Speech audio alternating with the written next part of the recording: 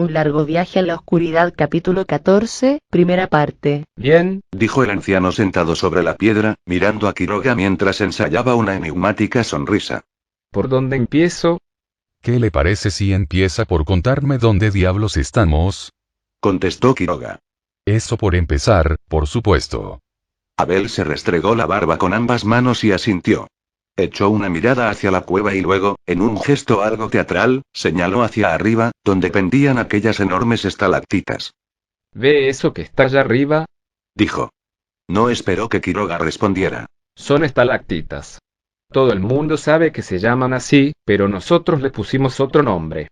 Les decimos espadas. Por la espada de Damocles, ¿entiende? Están allá arriba, constantemente pendiendo sobre nuestras cabezas, y nunca se sabe cuándo terminarán por caer. Más o menos así son las cosas que sabemos aquí abajo. No tenemos certezas, el peligro acecha constantemente, y solo podemos hacer conjeturas sobre el mundo que nos rodea. Le digo esto porque yo solo transmitiré nuestras conjeturas, y nada más que eso. Tantas palabras, para decirme que no sabe dónde nos encontramos. Oh, yo nunca dije eso. Se apresuró a decir Abel. Volvió a restregarse la barba amarillenta, en un gesto que evidentemente le era muy característico. Suponemos, solo suponemos que nos encontramos debajo de la mina de plata, tal vez a unos 100, o quizás más, metros de profundidad. Aunque por supuesto, hay personas que no creen que estemos tan abajo. Razonan, yo creo que coherentemente, que si fuera así, el oxígeno se nos hubiese terminado hace rato, y ahora ninguno de nosotros quedaría vivo. Pero eso no es así, ¿verdad? Tanto usted como yo parecemos lo suficientemente vivos como para no estar muertos, salvo, por supuesto, que nos hayamos convertidos en fantasmas, cosa que tampoco debería descartarse del todo. Demasiadas palabras. Murmuró Quiroga, lanzando un suspiro de irritación. Disculpe si le parezco grosero, pero creo que usted está usando demasiadas palabras. Usted no entiende, pero ya entenderá, Dijo Abel, quien no parecía molesto en lo más mínimo por el comentario de Quiroga. aquí abajo, las palabras lo son todo. Es necesario hablar, comunicarse, establecer vínculos. Hace mucho tiempo estoy aquí abajo, mucho más de lo que podría imaginarse, y créame que he visto tantas cosas que ya nada podría sorprenderme. He visto morir a mucha gente, he cuidado a enfermos, incluso, válgame Dios, me he enamorado de quien nunca debía haberlo hecho. Las cosas pasan, el tiempo pasa, las personas pasan, pero las palabras quedan. Sé que parece el eslogan de una estúpida campaña publicitaria, pero es así. A veces, sobre todo cuando mis compañeros duermen, y todo el sitio queda en silencio, yo puedo escuchar las voces, las conversaciones, las palabras. Es por eso que yo las atesoro tanto. Las palabras pueden salvar vidas, y pueden, también, trazar un límite entre la demencia y la cordura. Quizás no entienda ahora, pero ya tendrá tiempo de entenderlo. Demasiadas palabras, sí. Dijo Quiroga, observando al viejo con atención. Pero, aunque usted no lo crea, yo puedo entenderlo. No mucho, pero algo sí. Yo también soy un tipo solitario, y como tal, mido cada palabra que sale de mis labios. Pero la verdad, no me interesa filosofar sobre ese asunto. No crea que sea lugar ni tiempo adecuado para ello. De modo que pasemos a la siguiente pregunta. Cuando usted lo disponga. Hay posibilidades de salir de aquí. Abel inhaló una honda bocanada, al tiempo que volvía a mirar hacia arriba, como si la respuesta se encontrara colgada de una de esas enormes estalactitas.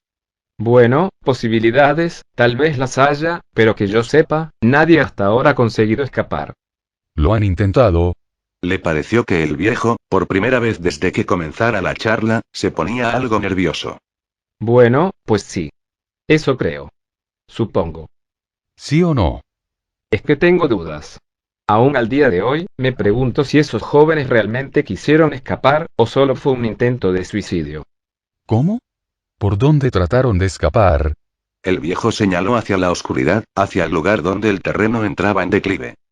Por el río, por supuesto. Es la única vía de comunicación con el mundo exterior. El problema es que se trata de un río subterráneo, que corre por debajo de la tierra por kilómetros y kilómetros, y salvo que uno pueda aguantar la respiración durante una hora, como las ballenas, no creo que pueda atravesarlo. Tal vez lo lograron. Tal vez había bolsas de aire en el camino. ¿Usted se cree que, si las hubiera, nosotros no lo sabríamos? dijo Abel, y Quiroga pudo observar que el viejo se había puesto a la defensiva. Hace unos 5 años, una chica bajó a explorarlo. Ella era nadadora, ¿entiende? Y tenía una capacidad pulmonar extraordinaria, podía permanecer sin respirar durante 3 minutos o más. Nosotros al principio nos opusimos, pero ella insistió tanto que terminamos aceptando. A regañadientes, por supuesto, pero tuvimos que aceptar. La atamos a la cintura con una cuerda y luego la chica, luego de tomar 3 hondas bocanadas, se sumergió. El río aquí abajo asoma a la superficie en una especie de cuenco, como los cenotes mayas, y es bastante profundo aunque de aguas transparentes. Muy pronto el cuerpo de la chica desapareció en sus profundidades. La cuerda comenzó a desenrollarse y el tiempo pasó, 1 minuto, 2 minutos, 3 minutos. Al cuarto minuto, la cuerda quedó completamente quieta y nosotros nos afanamos en tirar de ella, con tanta rapidez que nuestras manos quedaron en carne viva. Cuando finalmente la trajimos a la superficie, la pobre chica estaba azul y parecía tan muerta como podría estarlo un cadáver en la morgue del pueblo. Algunos de nosotros, que sabíamos la técnica del RCP, por suerte logramos reanimarla. Desde entonces, nadie volvió a intentarlo. Excepto esos 2 jóvenes que hace 3 o 4 años se arrojaron al río sin avisar a nadie. Ellos sí que nunca regresaron. ¿Y qué sucedió con la chica? Oh, ella murió tiempo después, Dijo Abel, despreocupadamente. una neumonía, ¿puede creerlo? Su cuerpo pudo sobrevivir a 5 o 6 minutos sin oxígeno, pero un simple virus, que es tan viejo como Jesucristo, acabó con ella. ¿Y eso es todo? ¿A qué se refiere con eso? Digo, de todas las personas que pasaron por aquí, solo 3 trataron de escapar. El rostro del viejo volvió a ensombrecerse, y Quiroga no supo discernir si se trataba de miedo o de simple recelo. Como si su pregunta, que él había formulado con aire de inocencia, se acercara demasiado a una verdad que el otro a toda costa pretendía ocultarle. Como le dije anteriormente, el río es la única vía de acceso que conocemos al mundo exterior. ¿Qué otra cosa podemos hacer? ¿Excavar la roca con un cuchillo? Si yo estuviera todo el tiempo aquí encerrado, sin dudas algo trataría de hacer. ¿Qué? No lo sé. Dijo Quiroga, comenzando a perder la paciencia de nuevo. Ahora no se me ocurre nada, pero porque hace menos de 1 hora que estoy aquí. Pero si el tiempo pasara, algo tendría que ocurrírseme. Bueno, cuando se le ocurra algo, entonces avise. Tal vez su mente sea más avispada que la nuestra, y pueda encontrar, en muy poco tiempo, lo que a nosotros se nos ha venido escapando durante 20 años o más. 20 años. ¿Hace cuánto usted está aquí? ¿Qué día es hoy? Jueves 15. De agosto, ¿verdad? Quiroga no respondió, se limitó a mirarlo, porque no sabía si estaba jugando con él o qué. Bueno, entonces llego aquí exactamente 13 años, 6 meses y 5 días. Quiroga no pudo evitar lanzar un silbido de desaliento. 13 años en aquella oscuridad, aislado de la luz del sol y de las caricias del viento. Incluso él, que había pasado gran parte del último lustro encerrado en una mina, explorando cada uno de sus recovecos, sintió un estremecimiento al imaginárselo. ¿Y cuando usted llegó, ya había gente aquí abajo? Oh, sí. En ese entonces aún se encontraba Enriquito Mensa, que terminó siendo un gran amigo mío, tal vez el único verdadero que tuve aquí. Y también, por supuesto, estaba Caro. Por la forma en que dijo el nombre de la mujer, desviando los ojos y dibujando una especie de amarga sonrisa en los labios, Quiroga supo que se trataba del amor imposible de Abel. ¿Y qué pasó con ellos? Murieron. ¿Cómo? Abel se encogió de hombros. Simplemente murieron. Las condiciones aquí abajo son muy extremas. Cualquier herida, por más superficial que sea, puede representar una amenaza de muerte. Por eso, uno de los consejos más útiles que puedo darle, es precisamente este. Cuídese. ¿Eso es todo? Hay más.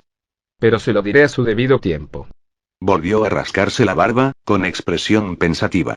Quiroga se le quedó mirando durante un tiempo más, tratando de decidir si podía confiar en él o no. Era curioso. Por lo general, cuando él conocía a una persona, se daba cuenta enseguida si era de fiar o había que cuidarse de ella. Pero con Abel no sentía nada. Como si hubiera alguna barrera entre ellos, que sirviera para ocultar cosas. ¿Pero qué? ¿Qué le parece si comenzamos a hablar de las criaturas?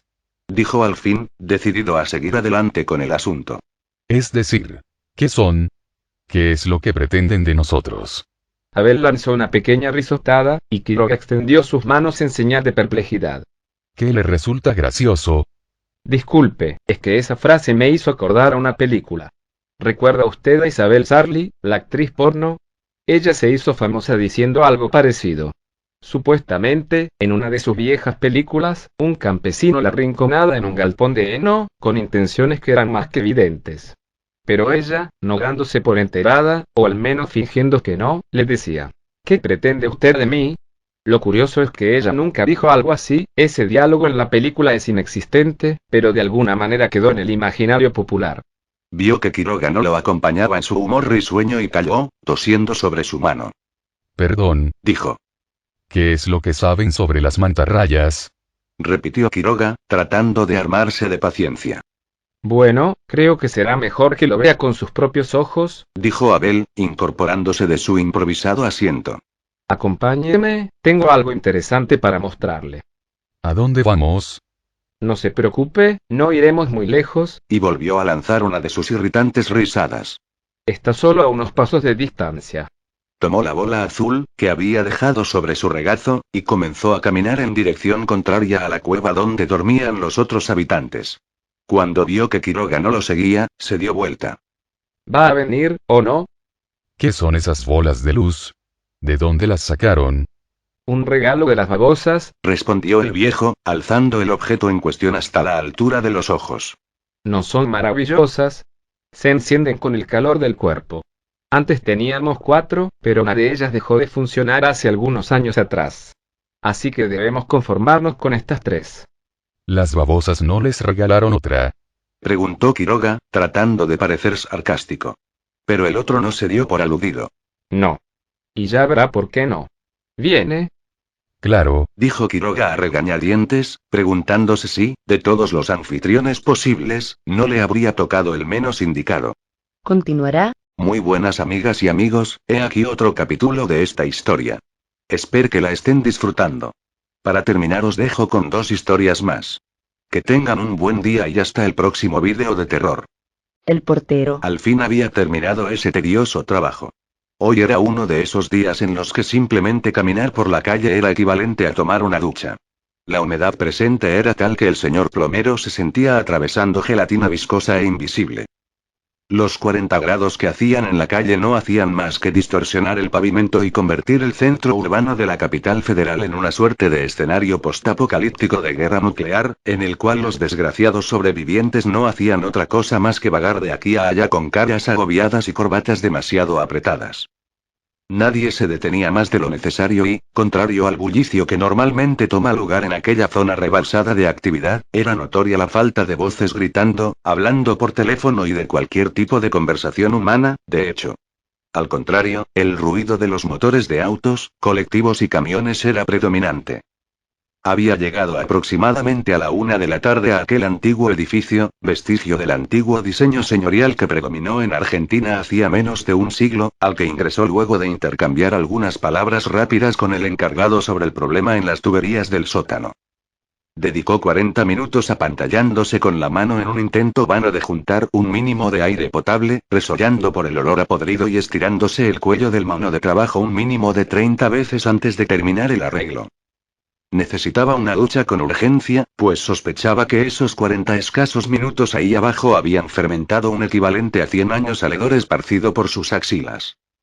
Era evidente la mancha de sudor que se había expandido rápidamente por la ropa, y cualquiera diría que ese detalle era algo que no podía faltar en el uniforme de un plomero, al igual que la despreciada y famosa raya del culo, y de eso él estaba muy orgulloso, pues se mantenía en un estado físico óptimo para su edad y todavía no contaba con los famosos flotadores que propiciaban a mostrar la parte baja de su anatomía.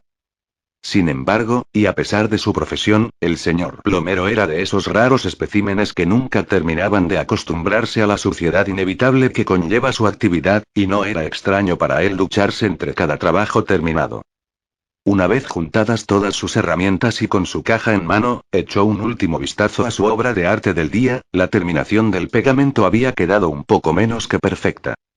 Subió las escaleras rápidamente, ansioso de dejar de respirar aquel aire viciado. Recorrió un pasillo y abrió una puerta, más aliviado, encontrándose en el largo hall del edificio. El conserje no estaba allí, pero había dejado una nota en el escritorio de vigilancia, que escribía: regreso en 10 minutos. En el lugar había varios sillones de cuero esparcidos a lo largo, pero sin embargo, y a pesar de estar tentado, no se sentó. Corría el riesgo de dejar el mueble con olor a pasta y sudor, y más terrible aún, manchas de grasa. Así que se acercó a las puertas de vidrio abiertas que daban a la calle y apoyó la caja de herramientas en el suelo. El calor seguía siendo igual de atroz que hacía un rato, y esa, al ser una callejuela estrecha, provocaba que el humo de los autos y colectivos que pasaban tardase un tiempo en disiparse. Divisó una roticería pequeña en la vereda de enfrente, de la cual escapaba un fuerte olor a aceite frito. Un cartel mostraba una oferta bastante tentadora de milanesas con papas fritas, así que sacó su billetera del bolsillo, cuando escuchó casi al lado de su oído el sollozo de una mujer. Se giró bruscamente, encontrándose con la pared del costado de la puerta. No había nadie allí, pero el volumen de la voz que había escuchado había sido casi como si le estuviesen susurrando al oído, no entraba en la categoría de conversación a una distancia normal. Y lo escuchó nuevamente. Una mujer que no solo parecía que lloraba, sino que se ahogaba. Ruidos entrecortados y gorgojo de saliva mezclados con jadeos sonaban muy cerca de él, pero de una manera muy peculiar, como si... Y terminó de descifrarlo girándose hacia la pared contraria, quedando de frente con la placa dorada con botones de la cual salían aquellos ruidos mezclados con la estática inconfundible de las radios. El sonido salía de las ranuras del portero metálico destinadas a comunicar a los residentes con los recién llegados.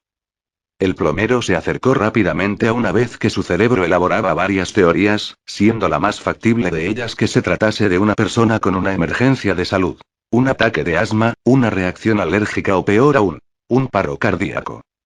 Sin embargo, y como pasa a menudo en situaciones de este tipo, su cerebro no se detuvo allí, sino que surgió veloz como un rayo la palabra asesinato cual cartel de neón rojo anunciando que había habitaciones disponibles.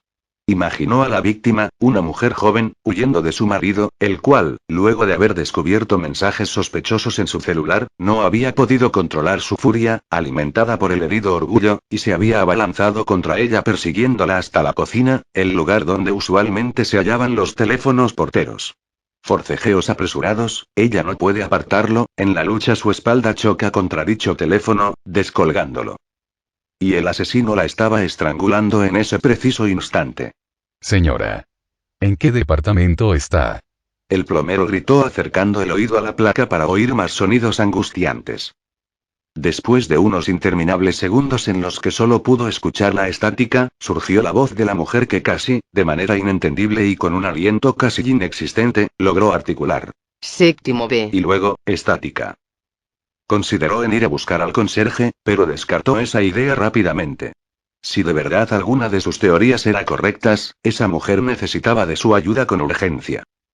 Mientras corría hacia el ascensor al final del pasillo, surgió un pensamiento en el fondo de su cabeza.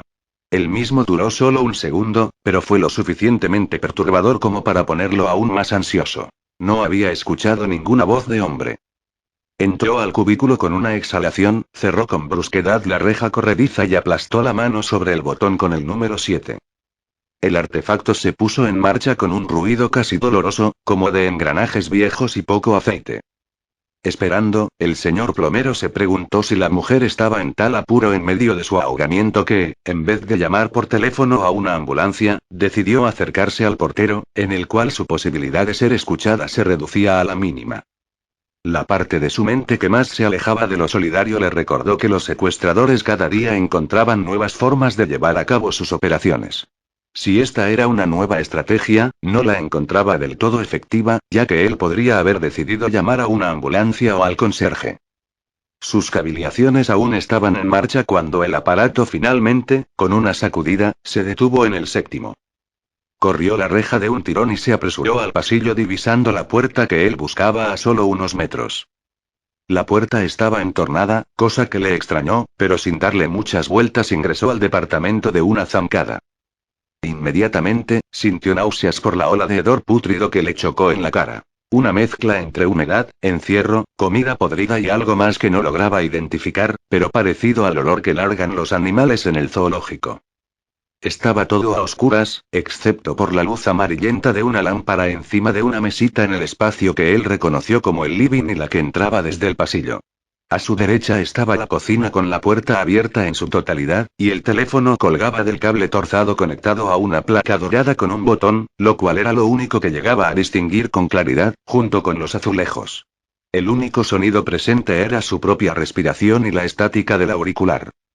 Se acercó cautelosamente a la entrada de la cocina, cuando sintió algo blando debajo de su bota. Apartó el pie con rapidez, esperando encontrar una rata muerta o algo por el estilo, pero lo que vio fue algo muy distinto. En un primer momento, pensó que se trataba de una larva grande y blanca, pero se trataba de un dedo. Un dedo casi explotado por el peso de su bota. Sintió como la bilis se le subía por la garganta dejándole un sabor amargo y asqueroso en la boca.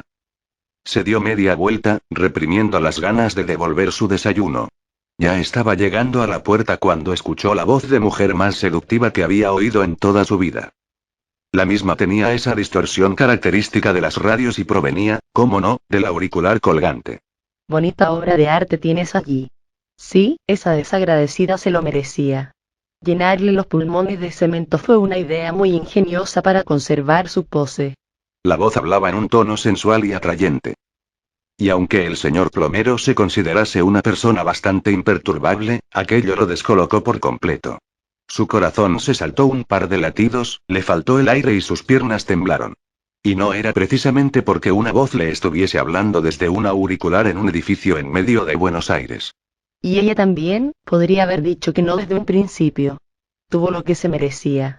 Y la peor de todas, siempre desvalorizándote, haciéndote sentir menos que tu hermano. Sola en su cama murió la desgraciada, sin su pródigo acompañándola, rociada en su propia orina. Una ola de furia le ganó a la incredulidad, y de un solo paso entró nuevamente a la cocina y arrancó con violencia el cable de la placa. Pero no sirvió de mucho, pues al cabo de unos segundos, la voz surgió nuevamente, pero esta vez desde las rendijas de la placa. Pero la galería de arte que construyes necesita de una última pieza. Una que opaca a todas las demás, pues mujeres sin valor solo pueden ser embellecidas hasta cierto punto. Y de las rendijas, junto al botón, surgieron un par de dedos largos y estilizados con las uñas pulcramente pintadas con esmalte rojo, moviéndose insistentemente y golpeando contra la placa de metal. El conserje no volvió a encontrar al plomero, aunque su caja de herramientas estaba en la puerta del edificio. Llamó a su agencia, pero ellos tampoco podían localizarlo, pues su celular estaba apagado y tampoco había hecho acto de presencia en el lugar. Cierra la puerta. Ocurrió de nuevo en el pasillo, en el cuarto de baño. Tranquilamente, sin previo aviso, doblando la punta de la hoja para no perder el hilo de la trama, dejé el libro sobre la mesa y, metiendo los pies en las chinelas, me levanté sobresaltado. Supe que había ocurrido de nuevo, mi corazón me lo advirtió. No podría decir con exactitud cuántas veces se lo advertía Isabel, pero al fin y al cabo no era su culpa, no podría serlo. Caminé lentamente mientras las chinelas producían el sonido de arrastre que hace uno al caminar despacio. La vela producía sus típicas sombras en la oscuridad. Llegué al pasillo y levanté la vela en alto. En efecto, Isabel lo había olvidado de nuevo. Me acerqué despacio, a cada paso el corazón me latía más deprisa. Sujeté el pomo de la puerta entreabierta, la abrí y eché una ojeada dentro. Al advertir todo en completa calma, cerré la puerta cuidadosamente. Volví casi corriendo en busca del libro y me encerré en la pieza junto a Isabel, quien a esa hora se encontraba entre las frazadas. Volviste a hacerlo de nuevo. Le dije. Oh, perdóname. No me di cuenta. Está bien.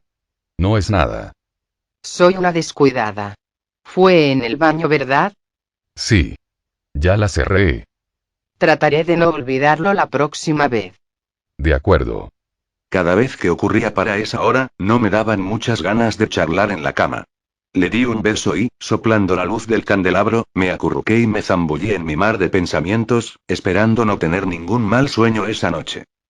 Por las mañanas, después del desayuno, apenas después del alba, siempre me agradaba pasar un tiempo con Isabel ayudándola en algunas labores de la casa antes de partir al campo.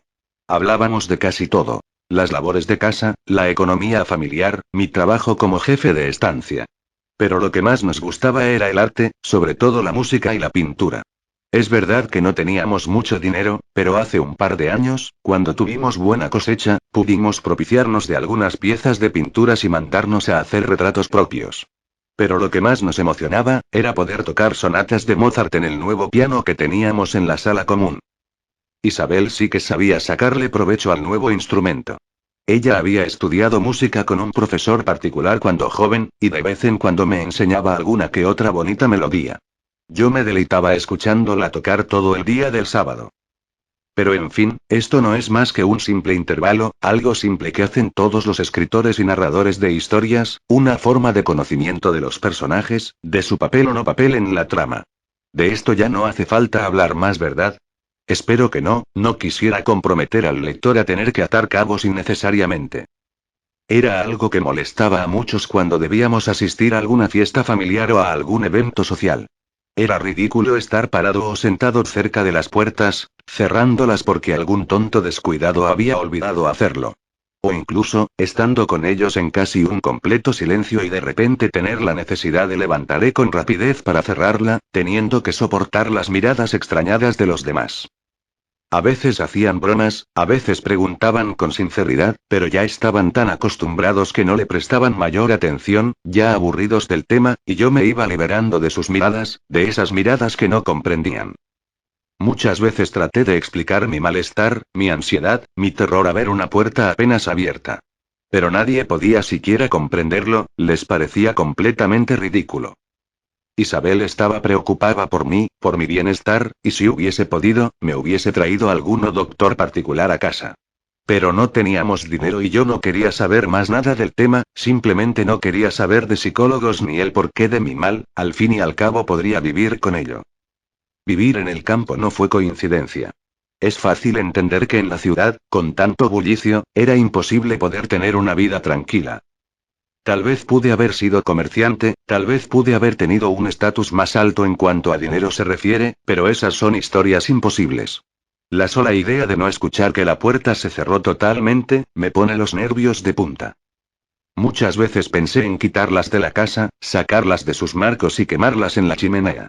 Pero no lo hice jamás, por el simple hecho de que considero que es mejor estar acostumbrado y aprender a convivir con el miedo, que estar desprevenido y que aparezca con mayor fuerza de sobresalto. Tal vez sea un error, pero temo correr el riesgo. Pero hay una cosa que tienes que entender. No me molestaban las puertas, no me molestaba que las abrieran, me molestaba que quedaran abiertas, que dejaran entrever un cuarto silencioso, oscuro, unas tinieblas que incitaban a la inquietud, al malestar. No podría recordarlo, pero estoy seguro de que esto me sucedía desde mis tiernos años de infancia. Hasta donde puedo recordar, me sucedía desde aquellos años que vivía con mi estricta tía Matilde. Recuerdo cómo me llamaba la atención por esto, siempre decía: ¿podrías dejar esas puertas en paz? Estoy cansada de escuchar esos golpes a cada rato. Yo no tenía mucho apego a mi tía, pero esos retos evitaron que olvidara hasta dónde se extendía mi problema. Tal vez lo tengo desde nacimiento. Por supuesto, en aquellos años era algo incomprensible para mí. Pero poco a poco me di cuenta de que no era algo normal, de que tenía un problema grave. Cuando mi tía murió ya vieja, y yo ya estando casado, se desvaneció el único contacto familiar conocido que tenía. Estaba completamente solo. Claro, es fácil entender ahora que aquellas miradas raras en las fiestas familiares, no eran más que propias de la familia de Isabel. Pero volviendo a mi juventud. Al morir mi tía Matilde, comencé a preguntarme con más seriedad sobre quiénes eran mis antepasados. No conocía a mis padres, ni a mis abuelos, ni a pariente conocido. Jamás en todos estos años le pregunté a mi tía sobre estos datos. Yo supongo que tenía sus razones, creo que era una persona solitaria y no se llevó jamás con nadie. Lo único que pude saber, fue que viví con mis padres unos 3 años, y luego nada. El tiempo pasó, pero mis problemas jamás me abandonaron. Por las noches tenía pesadillas, pesadillas que eran incluso tontas, porque parecían cosas de niños. Soñaba que me encontraba en un callejón largo y estrecho, completamente oscuro. Caminaba lentamente por esas tinieblas, abarrotadas de neblina, de sombras extrañas. Cuando de repente, a lo lejos, encontraba la puerta de salida, y detrás, parecía haber luz. Al ver la luz, comenzaba a correr, desesperado por salir de ese lugar. Pero poco a poco empezaba a escuchar chillidos, susurros extraños, el sonido de vidrio quebrándose contra la pared, y un grito muy agudo que provenía de lo más profundo de esos abismos infernales, porque ahora no había luz, la luz se convertía en oscuridad, y la sensación de escapatoria se convertía en terror. Entonces yo paraba de correr y comenzaba a temer. Y lo único lógico que podía atinar a hacer, era acercarme y cerrar la puerta para no oír más esos sonidos horribles. En ese momento, todo se calmaba y podía seguir soñando, sabiendo que la puerta por fin estaba cerrada.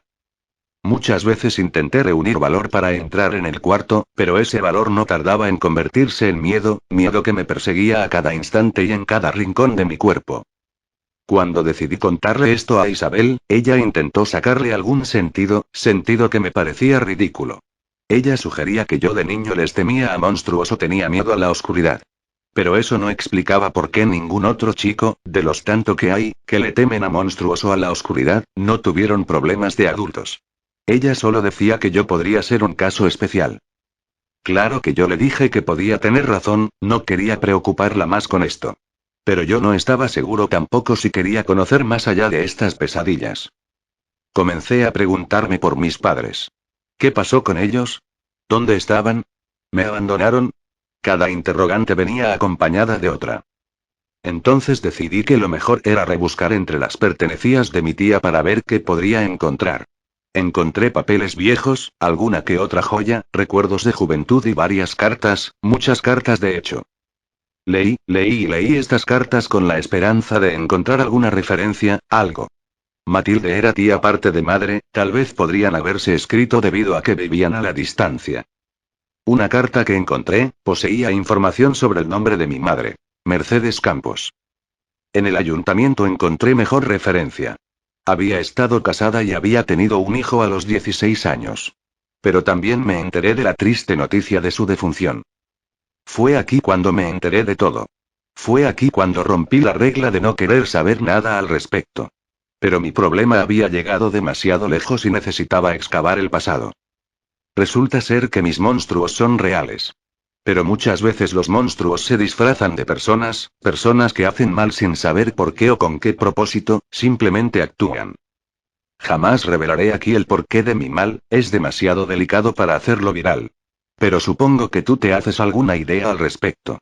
Pero yo seguiré por Isabel y por mí, para tratar de volver a empezar y dejar de mirar para atrás y ver hacia adelante. Si quieres saber qué fue de mi mal, pues todavía sigue estando latente. Pero cada vez que cierro la puerta, lo hago sin miedo y con suma tranquilidad, pues sé que los monstruos ya no se encuentran más entre nosotros.